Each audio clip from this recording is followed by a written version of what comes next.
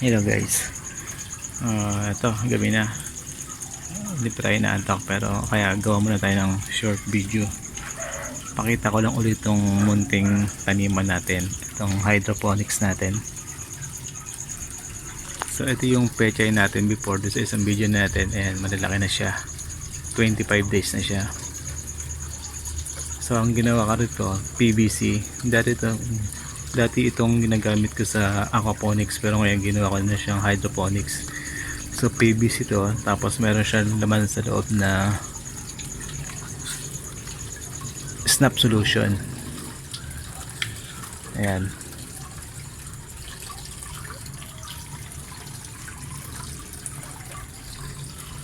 Snap solution yung laman niya. Tapos yung ibabaw ng pinaka, ano bang tawag dyan, imbis na cocopeat, pumice ang ginamit ko dyan. Ayan, yung mga bato-bato na maliliit. Lahat dyan, puro ganon. Ayan.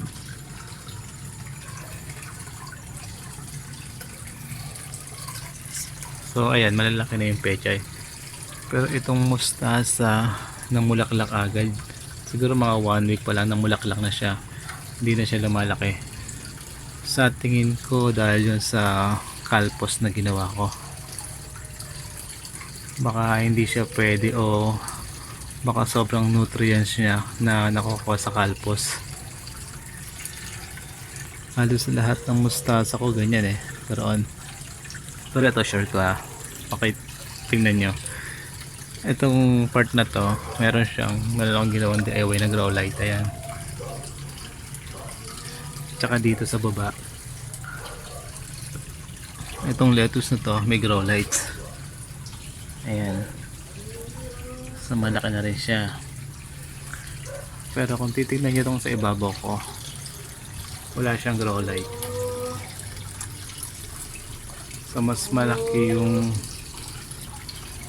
mas maliit to kumpara dito sa mga may grow light. So malaking factor talaga yung may grow light. So kahit gabi nakabukas siya, 24/7 na lang pa tayo ng ginagawa ko. Ayun, malalaki na siya. Pero yung nandito na medyo sa taas maliliit. Then ito naman yung petchay natin. Malalaki na rin, 25 days. Ayan malaki na yan. Yung iba rito na harvest na, ayan, na harvest na yan. And then ito naman yung, ano bang tawag dito, ayan, parsley pala. Malalaki na rin, na harvest na rin yan. Ayan mga putol-putol na parsley. Naggawa kasi nakaraan ng lumpia, so natuwa si Mrs. sariwa yung mga parsley. Ayan, na-harvest na rin. Sa katulad ng petchay, na-harvest na rin yung iba dyan. Tulad nito, ayan, putol na, mga bawas na. Ayan,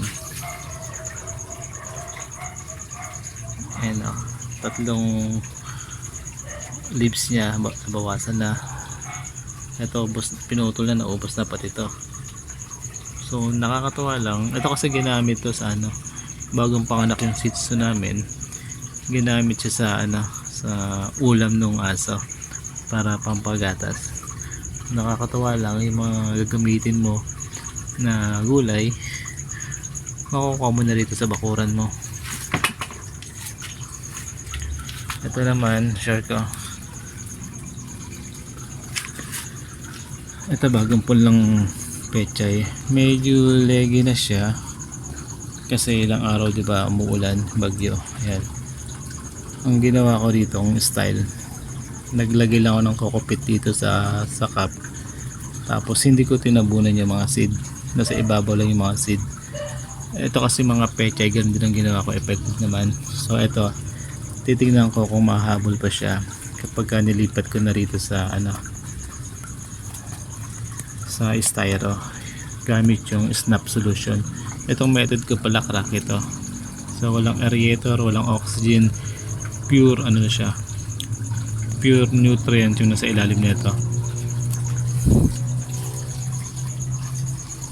Yan, ito yung nasa sahig ko. Meron ako ditong sili at saka bell pepper yung maliliit. Ayan, mga bagong tanim pa. Siyempre yung mga halaman.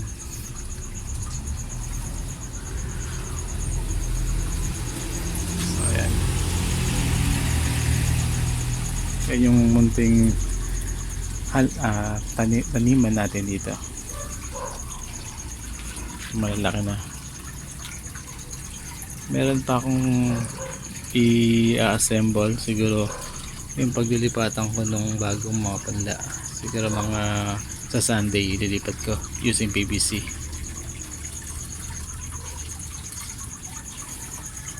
So yun lang guys, yun lang, salamat.